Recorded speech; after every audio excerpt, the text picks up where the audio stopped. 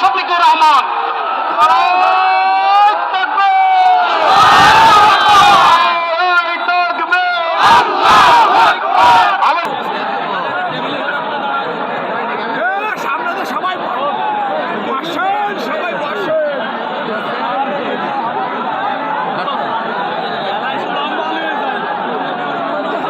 আসসালামু আলাইকুম ওয়া রাহমাতুল্লাহ।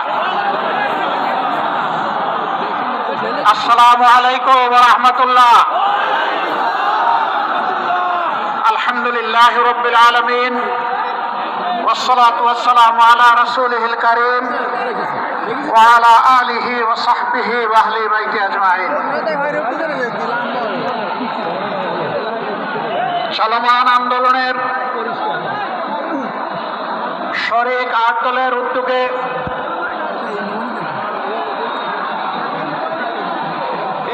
খুলনার মধ্যস্থলে আজকের এই বিভাগীয় সমাবেশের সম্মানিত সভাপতি, ইসলামী আন্দোলন বাংলাদেশের সম্মানিত আমির, বিশিষ্ট আলেমে দ্বীন, চরমনায় সম্মানিত পীর হযরত মাওলানা সৈয়দ রেজাউল করিম, মঞ্চে বসা ৮ দলের শীর্ষ নেতৃবৃন্দ, বিশেষ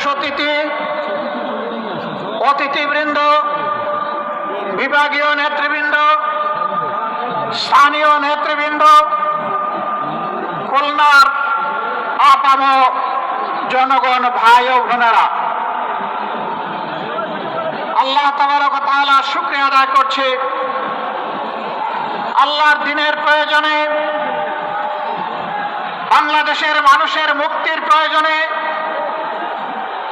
আল্লাহ তাআলা ৮টি ইসলামী এবং দেশপ্রেমিক দলকে একত্রিত হয়ে যুগের চ্যালেঞ্জ গ্রহণ করার তৌফিক দান করেছেন। আলহামদুলিল্লাহ।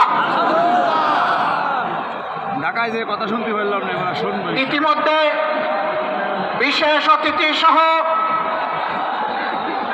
সম্মানিত অতিথিবৃন্দের, নেতৃবৃন্দের মুখ থেকে আপনারা গুরুত্বপূর্ণ বক্তব্য শুনেছেন। এক এক করে স্বাধীনতার ৫৪ বছর অতিবাহিত হয়েছে। এই ৫৪ বছরে স্বাধীন বাংলাদেশের জনগণের লালিত স্বপ্ন অনেকটাই বাস্তবায়িত হয়নি। দৃশ্যমান কিছু উন্নয়ন সাধন হয়েছে, আমরা তা অস্বীকার করব না। এই ভৌত কাঠামোগত উন্নয়নই একটি জাতির আসল উন্নয়ন নয়। একটি জাতির আসল উন্নয়ন হচ্ছে এই দেশ এবং জাতির মধ্যে ন্যায় বিচার বা সামাজিক সুবিচার আছে কি নেই। বাংলাদেশে গ্রাম আদালত থেকে শুরু করে সর্বোচ্চ আদালত পর্যন্ত আজকে যার প্রভাব প্রতিপত্তি নেই, অ্যাকাউন্ট ভর্তি যাওয়ার কোনো টাকা নেই, বাংলাদেশে তার জন্য কোনো বিচার নেই। একটা দেশ সভ্য দেশ কিনা তার পরিচয় হচ্ছে সেই দেশের শিক্ষা ব্যবস্থাটা কেমন। আমরা দেখতে পাই আমাদের দেশের শিক্ষা ব্যবস্থা মূলত 2 ধারায় বিভক্ত। দ্বীনি শিক্ষাকে কেন্দ্র করে সেই শিক্ষার চর্চার জন্য মাদ্রাসা, ছোট মাঝারি বৃহৎ আকারের হাজার হাজার মাদ্রাসা বাংলাদেশে বিদ্যমান। তার পাশাপাশি আমরা লক্ষ্য করি সাধারণ এবং বিশেষায়িত শিক্ষা দেওয়ার জন্য দেশে বেশ কয়েকটি পাবলিক এবং প্রাইভেট বিশ্ববিদ্যালয়, কলেজ, স্কুল এবং প্রাইমারি স্কুল রয়েছে, যার সংখ্যা লক্ষ লক্ষ। মাদ্রাসা শিক্ষা ব্যবস্থায় এই স্টেজের কাজ আমরা দেখি সেখানে ইলমে দ্বীনের চর্চা হয়, হ্যাঁ সেখানে কোনো গণরুম নাই, সেখানে কেউ কাউকে খুন করে না। মাদ্রাসার ভিতরে আগ্নেয়াস্ত্রের কোনো মহড়া দেখা যায় না। মাদ্রাসার ভিতরে জ্ঞান চর্চার বাইরে অন্য কিছু আমরা লক্ষ্য করি না। কিন্তু স্বাধীনতার 54 বছর আমরা দেখে এসেছি বাংলাদেশের সর্বোচ্চ বিদ্যাপীঠ ঢাকা বিশ্ববিদ্যালয় সহ অসংখ্য কলেজ বিশ্ববিদ্যালয়ে আমাদের সন্তানদের লাশ পড়েছে, রক্তে ভেসে গেছে, গাজার মদের আসর বসেছে, আমাদের মেয়েদের ইজ্জত দিয়ে টানাটানি করা হয়েছে, অস্ত্রের ঝঞ্ঝানিতে শিক্ষা প্রতিষ্ঠান অস্থির হয়ে উঠেছে। এটি একটি সভ্য দেশের শিক্ষা ব্যবস্থার পরিচয় বহন করে না। প্রিয় দেশবাসী, একটা দেশকে সভ্য দেশ হতে হলে এই দেশটাকে দুর্নীতিমুক্ত হতে হয়। আজ কিছু দল এবং ব্যক্তি বাংলাদেশকে দফায় দফায় তারা দুর্নীতিতে চ্যাম্পিয়ন করে বিশ্বের দরবারে অপমানিত করেছেন। এদের সকলের অতীত রেকর্ড বাংলাদেশের জনগণের হাতে আছে। এমনকি দুঃখের বিষয়, সকল ফ্যাসিবাদ, দুর্নীতি, বৈষম্য, দুঃশাসনের বিরুদ্ধে 5 আগস্টের বিপ্লব অনুষ্ঠিত হয়েছিল। সেই বিপ্লবের পরের দিন থেকে একটা গোষ্ঠী নিজেদের কপাল কিসমত গড়ার জন্য বাংলাদেশের জনগণের উপর ঝাঁপিয়ে পড়েছে। আজ চাঁদাবাজদের দৌরাত্ম্যে সমাজ জীবন অতিষ্ঠ ততষ্ঠ, ত্রাহি ত্রাহি অবস্থা। বিনিয়োগকারী, শিল্পপতি, ব্যবসায়ী, ক্ষুদ্র ব্যবসায়ী কেউ শান্তিতে নাই। আগের চেয়ে চাঁদার রেট বেড়ে গেছে বলে সকলেই তারা বিষাক্ত নিঃশ্বাস ফেলেন। তারা বলেন, আগেও ভালো ছিলাম না, এখন আরো খারাপ। আমার আগে আলহামদুলিল্লাহ এখানে একজন বিজ্ঞ আলেম, আপনাদের প্রিয় মানুষ হযরত মাওলানা সাখাওয়াত হোসেন সাহেব বলে গেছেন, 5 তারিখের পরে আল্লাহ তাআলা আমাদেরকে ওই দেশে বাঁচিয়ে রেখেছেন এবং মুক্তির একটু স্বাদ আল্লাহ তাআলা দান করেছেন, আলহামদুলিল্লাহ। কিন্তু কোন ইসলামী দলের নামে আজকে চাঁদাবাজির পরিচয় তাদের কপালে জুড়ে দেওয়া হয়নি। কোন দেশপ্রেমিক দল চাঁদাবাজ হয়ে 5 তারিখের পরে আবির্ভূত হয়নি। যারা আবির্ভূত হয়েছিলেন দায় এবং দরদ নিয়ে তাদের সাথে বসেছিলাম, তাদেরকে বলেছিলাম এটি শহীদদের রক্তের প্রতি বিশ্বাসঘাতকতা, এটা বন্ধ করতে হবে। যদি বন্ধ করা না হয়, বিপ্লবী জনগণ, তরুণ জনতা, কোলের বাচ্চা নিয়ে রাস্তাতে নেমে আসা ওই মারা আমাদেরকে ক্ষমা করবে না। বন্ধ করা হয়নি, চাঁদাবাজি অব্যাহত রয়েছে, দুর্নীতি অব্যাহত রয়েছে।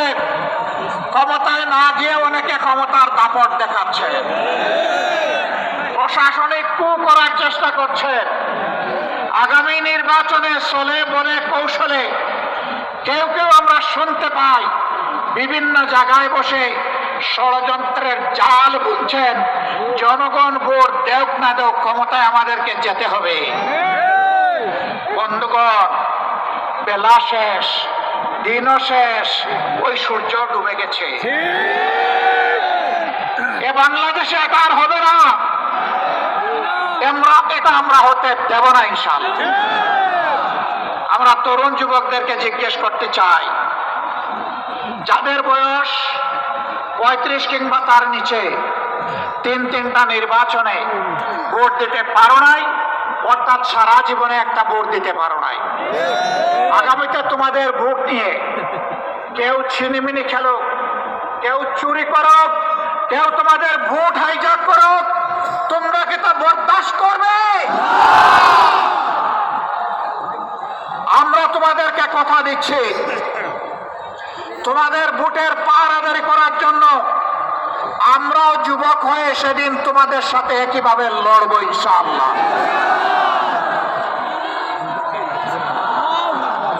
এখন থেকে আমরা সারা দেশে জনগণের ব্যাপক ভালোবাসা দেখতে পাচ্ছি।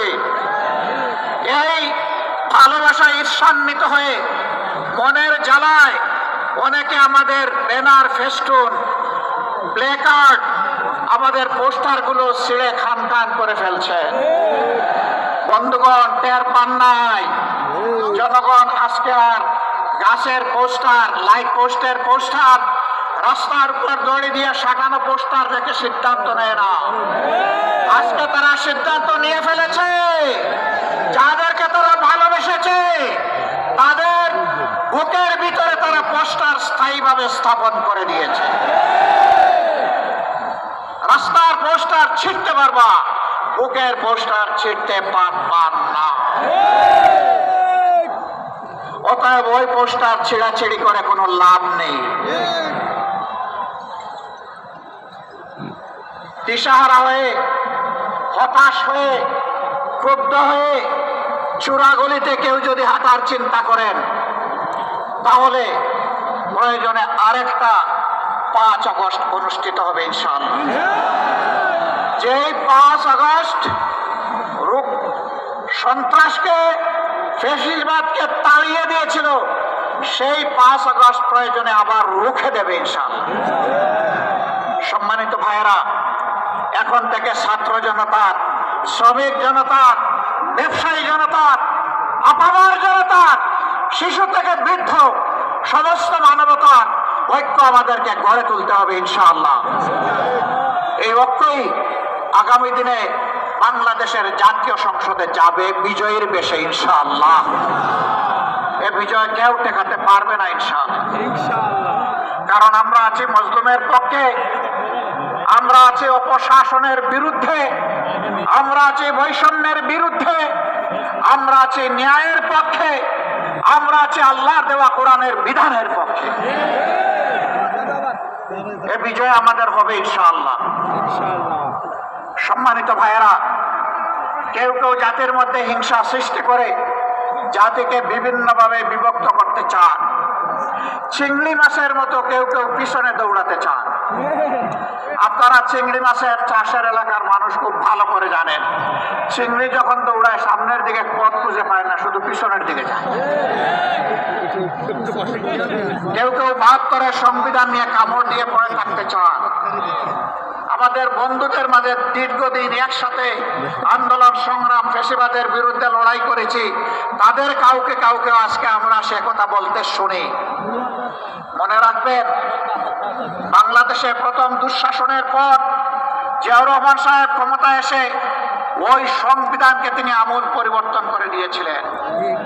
এখন যদি কেউ ৭২-এর সংবিধানের কথা বলেন, কার্যত তিনি শহীদ প্রেসিডেন্ট জিয়াউর রহমান সাহেবের বিরুদ্ধে অবস্থান নেবেন।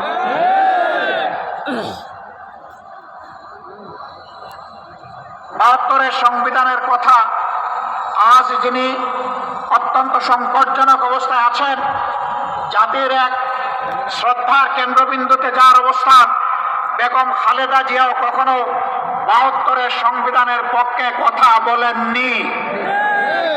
আমরা আশা করব যারা এই দুইজনকে ভালোবাসেন তারা কেউ আর ভুলেও ৭২-এর এই ফ্যাসিবাদী সংবিধানের কথা বলবেন না। সম্মানিত বন্ধুগণ, আজকে আপনারা যারা এখানে এসেছেন তারা খুলনার জনগণের, আপামর জনগণের প্রতিনিধি হয়ে এসেছেন। আমরা আপনাদের কাছে অনুরোধ জানাবো, ব্যক্তিগতভাবে এই নেতৃবৃন্দ খুলনার প্রত্যেকটি ঘরে, অন্তত প্রত্যেকটি এলাকায় গিয়ে যদি জনগণকে সালাম দিতে পারতেন খুব ভালো হতো। কিন্তু 18 কোটি মানুষের এই দেশে সারা বাংলাদেশের নেতৃবৃন্দকে দৌড়াতে হবে। এই কাজটা তাদের পক্ষে এককভাবে সম্ভব হবে না। তবে আপনারা যদি সবাই সিদ্ধান্ত নেন, আপনারা এই নেতৃবৃন্দের আওয়াজের প্রতিধ্বনি প্রত্যেকটা ঘরে ঘরে পৌঁছে দেবেন, তাহলে অবশ্যই এটা আপনাদের পক্ষে সম্ভব হবে। এই নেতাদের অ্যাম্বাসেডর হয়ে আপনারা সকলে এখন থেকে প্রত্যেকটি গ্রামে প্রত্যেকটি ঘরে ছড়িয়ে পড়ুন। জনগণ আলহামদুলিল্লাহ আপনাদের পাশে আছে। আজ মুখ খুলে কথা বলে একজন আমার রিক্সা চালক ভাইকেও যখন কোনো সাংবাদিক জিজ্ঞেস করেন আগামী ভোট কোন দিকে, প্রকাশ করে বলে দেয় আগামী ভোট ওই দিকে, আপনাদের দিকে, ঐক্যের দিকে, বিভক্তির বিপক্ষে, ন্যায়ের পক্ষে, কোরআনের পক্ষে, জনগণের পক্ষে। আমরা এই এক দলের বিজয় চাই না, আমরা 18 কোটি মানুষের বিজয় চাই।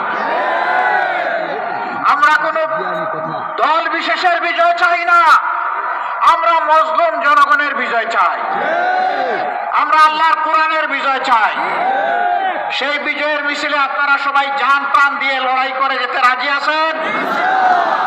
আমরা যে 5 দফা কর্মসূচি ঘোষণা করেছি, যার ভিত্তিতে এখন এই আন্দোলন চলছে, আমাদের স্পষ্ট বক্তব্য, আমাদের দাবি পূরণ না হওয়া পর্যন্ত আমাদের লড়াই চলবে।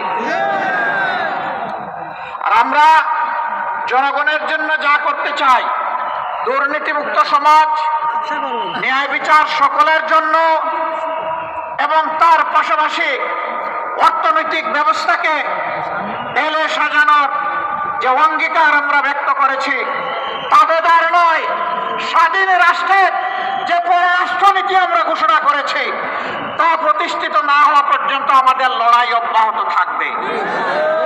আমাদের যুবক যুবতীদের আকাঙ্ক্ষা পূরণ না হওয়া পর্যন্ত আমাদের লড়াই অব্যাহত থাকবে। আমরা যুবক যুবতীদেরকে কথা দিচ্ছি, বাংলাদেশ তোমাদের হাতে তুলে দেওয়ার জন্যই আমরা এই আয়োজন করেছি। তোমরা তৈরি হও, এ বাংলাদেশ আমরা তোমাদের হাতে তুলে দিতে চাই। আমরা সাথে থেকে তোমাদেরকে দোয়া দেব, সহযোগিতা করব। সন্তানেরা দেশ চালাবে সুন্দরভাবে, এটি হবে আমাদের জন্য গর্বের কারণ। প্রস্তুতি নেওয়ার জন্য আহ্বান জানাচ্ছি, তোমরা প্রস্তুত হয়ে আসো। শুধু চাকরি কেন, চাকরির খোঁজ না করে নিজেই কিভাবে দেশটা গড়বা, চাকরি দিবা, সেই ব্যবস্থা, সেই চিন্তা এখন থেকে মাথায় লালন করো। আমরা ওই শিক্ষাই তোমাদের হাতে তুলে দিব, যেই শিক্ষা একজন মানুষকে মানুষও বানাবে, আবার একজন দক্ষ কারিগর বানাবে ইনশাআল্লাহ। সেই বাংলাদেশ গড়ার চলমান এই আন্দোলনের সংগ্রামে বাংলাদেশের 18 কোটি মানুষকে শরীক হওয়ার উদাত্ত আহ্বান জানিয়ে আজকে যারা এই আয়োজন করেছেন তাদেরকে কেন্দ্রীয় সংগঠনের দায়িত্বশীল নেতৃবৃন্দের পক্ষ থেকে আন্তরিক কৃতজ্ঞতা এবং ধন্যবাদ জানিয়ে আমরা মহান আল্লাহ তাআলার সাহায্য কামনা করে আগামী দিনে একটা ফেসিবাদ মুক্ত সমাজ দেখার আকাঙ্ক্ষা প্রত্যয় রেখে আমার কথা এখানেই শেষ করছি। আল্লাহ হাফিজ। বাংলাদেশ জিন্দাবাদ, বিজয় হোক জনতার। আসসালামু আলাইকুম ওয়া রাহমাতুল্লাহ।